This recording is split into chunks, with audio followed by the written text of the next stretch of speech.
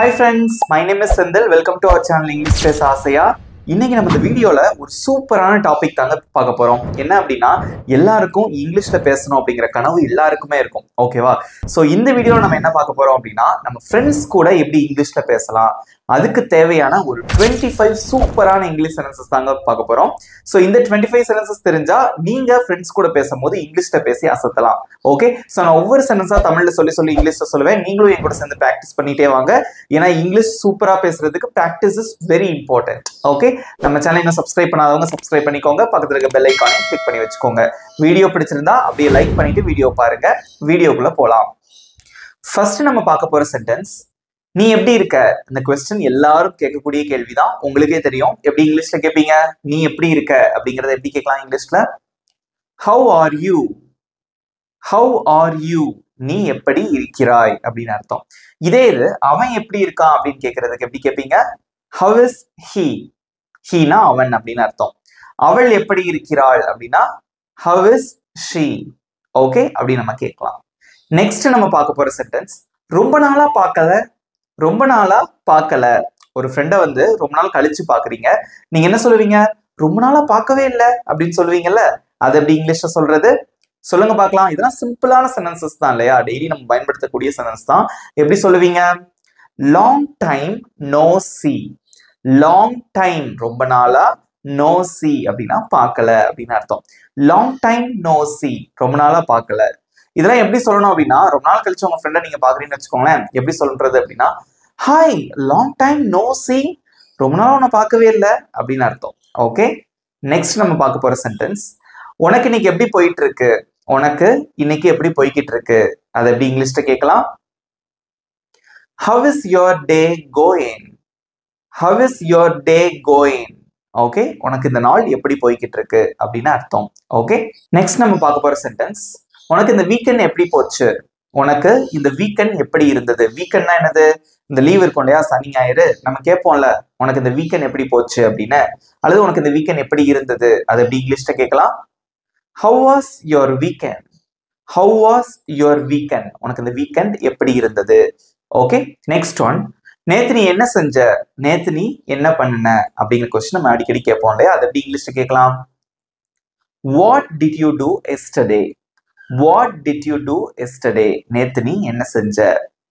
Next one, நான் இன்னைக்கு ரொம்ப சோர்வா இருக்கேன். நான் இன்னைக்கு ரொம்ப டயர்டா இருக்கேன். அதை எப்படி இங்கிலீஷ்ல சொல்லலாம்? I am so tired today.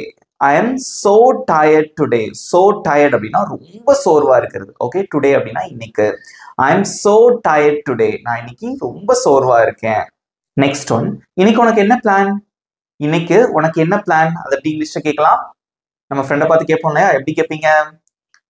What's your plan for today? What's your plan for today? இன்னைக்கு உனக்கு என்ன பிளான் அப்படின்னு அர்த்தம். நெக்ஸ்ட் ஒன், நீ எனக்கு உதவ முடியுமா? நீ எனக்கு உதவ முடியுமா? அதை எப்படி இங்கிலீஷ்ல கேட்கலாம்? இதெல்லாம் நம்ம ஃப்ரெண்டை பார்த்து கேட்கக்கூடிய கேள்விதான் இல்லையா? அதை எப்படி இங்கிலீஷ்ல கேட்பீங்க?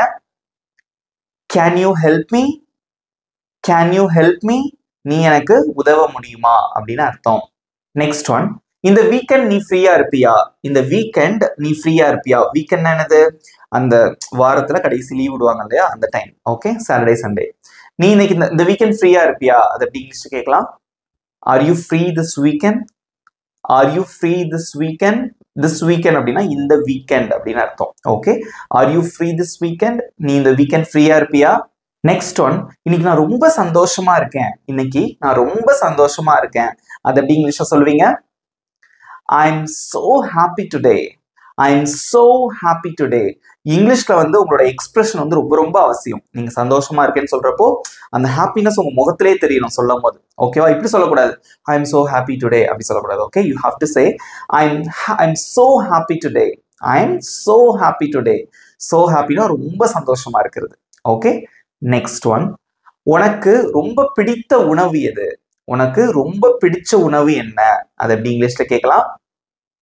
What is your favorite food? What is your favorite food?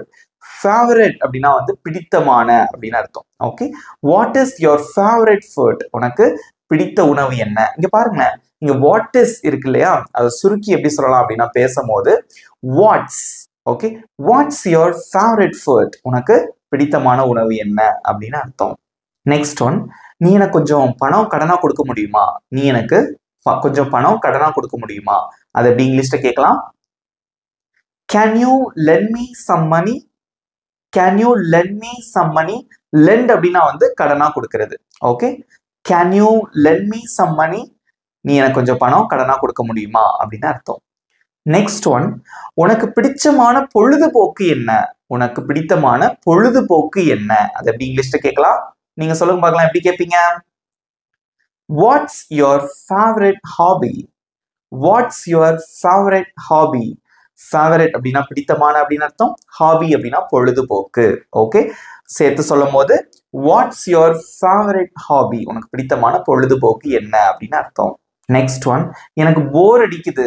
எனக்கு போர் அடிக்குது. அது எப்படி இங்கிலீஷ்ல சொல்லலாம்? I am bored. I am bored. எனக்கு போர் அடிக்குது. ஓகே, நெக்ஸ்ட் ஒன், உன்னால இதை செய்ய முடியும். உன்னால இதை செய்ய முடியும் அப்படின்னு நீங்க உங்க ஃப்ரெண்டு கிட்ட சொல்லணும். அது எப்படி இங்கிலீஷ்ல சொல்லுவீங்க? You can do it. You can do it. உன்னால இதை செய்ய முடியும். இட்டுன்னு சொன்னாலும் சரி, இட் அப்படிங்கிறது வந்து காமனான ஒரு வேர்ட். ஓகேவா? இதை செய்ய முடியும், அதை செய்ய முடியும்னு சொல்றது நீங்க இட் வந்து காமனா யூஸ் பண்ணிக்கலாம். பர்டிகுலரா உன்னால இதை செய்ய முடியும்னு சொல்றதுக்கு நீங்க திஸ்ஸும் யூஸ் பண்ணலாம். Okay, you can do this. You can do this அப்படின்னு நீங்க சொல்லலாம். நெக்ஸ்ட் ஒன், நான் உன்னை நம்புறேன். நான் உன்னை நம்புறேன். அது எப்படி இங்கிலீஷ்ல சொல்லலாம்? I believe you. I believe you. Believe அப்படின்னா வந்து நம்புறது. ஓகேவா? I believe you. நான் உன்னை நம்புறேன். இதே மாதிரி நான் அவனை நம்புறேன். நான் அவனை நம்புறேன். அது எப்படி இங்கிலீஷ்ல சொல்லலாம்? நீங்க சொல்லுங்க பாருங்க, கமெண்ட்ல சொல்லுங்க. நான் அவனை நம்புகிறேன். அது எப்படி இங்கிலீஷ்ல சொல்லலாம்? I believe him. I believe him. Him அப்படின்னா அவனை அப்படின்னு அர்த்தம். ஓகேவா? இதே இது நான் அவளை நம்புகிறேன் அப்படின்னா ஐ பிலீவ் ஹெர். ஓகே, நான் அவர்களை நம்புகிறேன் அப்படின்னா ஐ பிலீவ் தெம். அந்த மாதிரி தான், சின்ன வித்தியாசம் தான். அதை மாத்தி மாத்தி நீங்க நிறைய சென்டென்சஸ் உருவாக்கிக்கலாம். இதெல்லாம் நீங்க ஃப்ரெண்ட்ஸ் கூட பேசும்போது ரொம்ப யூஸ்ஃபுல்லா இருக்கும். ஓகே, நெக்ஸ்ட் ஒன், எனக்கு படிக்க வேண்டியது இருக்கு. எனக்கு படிக்க வேண்டி இருக்கிறது. உங்க ஃப்ரெண்டு ஒருத்தர் உங்களை வந்து வெளியே கூப்பிடுறாங்க, உங்களுக்கு வந்து எக்ஸாம் இருக்கு நாளைக்கு. ஓகேவா? நம்ம என்ன சொல்லுவோம்? எனக்கு படிக்க வேண்டியது இருக்கு அப்படின்னு சொல்லுவோம்ல. அது எப்படி இங்கிலீஷ்ல சொல்லலாம்? I need to study. Need to எங்க யூஸ் பண்ணணும் அப்படின்னா வேண்டி இருக்கிறது. ஏதோ ஒரு விஷயத்தை நீங்க பண்ண வேண்டியது இருக்கு அப்படின்னா you have to use need to. Okay, I need to study. எனக்கு படிக்க வேண்டியது இருக்கிறது. இப்போ உங்களுக்கு ஒரு क्वेश्चन, எனக்கு சமைக்க வேண்டியது இருக்கிறது.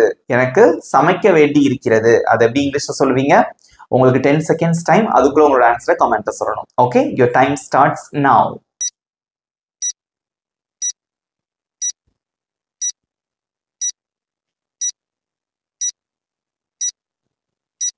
Times up. கரெக்டான ஆன்சர் என்ன அப்படின்னு பாத்தீங்கன்னா, எல்லாருமே கரெக்டான ஆன்சர் கமெண்ட்ல சொல்லியிருந்தீங்க. கரெக்டான answer I need to cook. I need to cook. Okay, எனக்கு சமைக்க வேண்டி இருக்கிறது. இதுல ஒரு விஷயம் நல்லா தெரிஞ்சுக்கோங்க. நீட் டு எதுக்கு யூஸ் பண்ணணும்னா, ஒரு விஷயத்தை நீங்க பண்ணணும் அப்படின்னா அதுக்கு நீங்க நீட் டு சொல்லி யூஸ் பண்ணிக்கலாம். ஓகே, நெக்ஸ்ட் ஒன், நான் இன்னைக்கு வேலை செஞ்சுட்டு இருக்கேன். நான் இன்னைக்கு வேலை செய்து கொண்டிருக்கிறேன். அது எப்படி இங்கிலீஷ்ல சொல்லலாம்?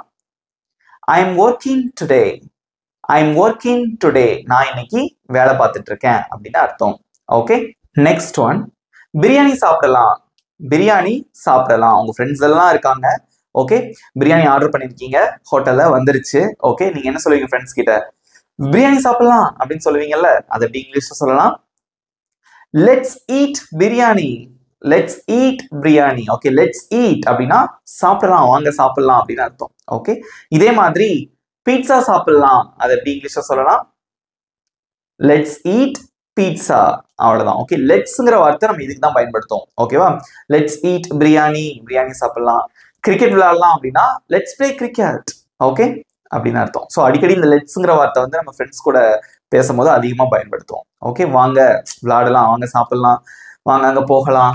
ஓகே, லெட்ஸ் கோ தேர். வாங்க அங்க போகலாம். இந்த மாதிரிலாம் பயன்படுத்துறதுக்கு நம்ம லெட்ஸ் வந்து அதிகமாக பயன்படுத்துவோம். ஓகே, நெக்ஸ்ட் ஒன், ஒரு ட்ரிப்புக்கு பிளான் பண்ணலாம். ஒரு ட்ரிப் பிளான் பண்ணலாம். நம்ம ஃப்ரெண்ட்ஸ் கூட அடிக்கடி பேசும்போது சொல்லுவோம்ல, ஒரு ட்ரிப்புக்கு பிளான் பண்ணலாம் அப்படின்னு சொல்லுவோம்ல. அது எப்படி இங்கிலீஷ்ல சொல்லலாம்? Let's plan a trip. Let's plan a trip. ஒரு ட்ரிப்பு பிளான் பண்ணலாம் அப்படின்னு அர்த்தம். ட்ரிப்னா என்னது? பயணம். ஃப்ரெண்ட்ஸ் கூட வெளியே போவோம்ல, அதுதான் ட்ரிப் அப்படின்னு சொல்லுவோம். ஓகே, நெக்ஸ்ட் ஒன், நீ எனக்கு மெசேஜ் பண்ண முடியுமா அல்லது நீ எனக்கு டெக்ஸ்ட் பண்ண முடியுமா அப்படின்னு நம்ம ஃப்ரெண்டு கிட்ட அடிக்கடி கேட்போம்ல. அது எப்படி இங்கிலீஷ்ல கேட்கலாம்? Can you text me? Can you text me? டெக்ஸ்ட்னாலும் மெசேஜ் அப்படின்னு அர்த்தம். ஓகேவா? இதே இது இப்படி நீங்க கேட்கலாம். Can you message me? Can you message me அப்படின்னு நீங்க வந்து கேட்கலாம். Okay.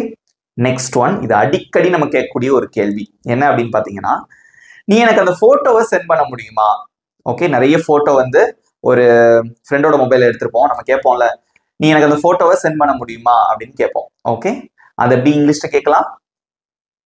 Can you send me that picture? Can you send me that picture? Picture அது சுருக்கி எப்படி சொல்றாங்க இப்ப அப்படின்னு பாத்தீங்கன்னா, can you send me that pic? Okay, that pic அப்படின்னா அந்த போட்டோ அப்படின்னு அர்த்தம். இதே இது அந்த போட்டோஸை நீ எனக்கு அனுப்ப முடியுமா? மொத்தமா கேக்குறீங்க, அந்த போட்டோஸை நீ எனக்கு அனுப்ப முடியுமா? அது எப்படி இங்கிலீஷ்ல கேட்கலாம்? Can you send me those pictures? Can you send me those pictures? நீ எனக்கு அந்த போட்டோஸை அனுப்ப முடியுமா அப்படின்னு அர்த்தம். நெக்ஸ்ட் ஒன், இது அடிக்கடி நம்ம சொல்லக்கூடிய ஒரு சென்டென்ஸ். ஓகே, வாங்க ஒரு செல்ஃபி எடுக்கலாம், வாங்க ஒரு செல்ஃபி எடுக்கலாம். ஓகே, நம்ம ஃப்ரெண்ட்ஸ் கிட்ட அடிக்கடி சொல்லுவோம்ல, அது எப்படி இங்கிலீஷ்ல சொல்லலாம்? Come on, let's take a selfie.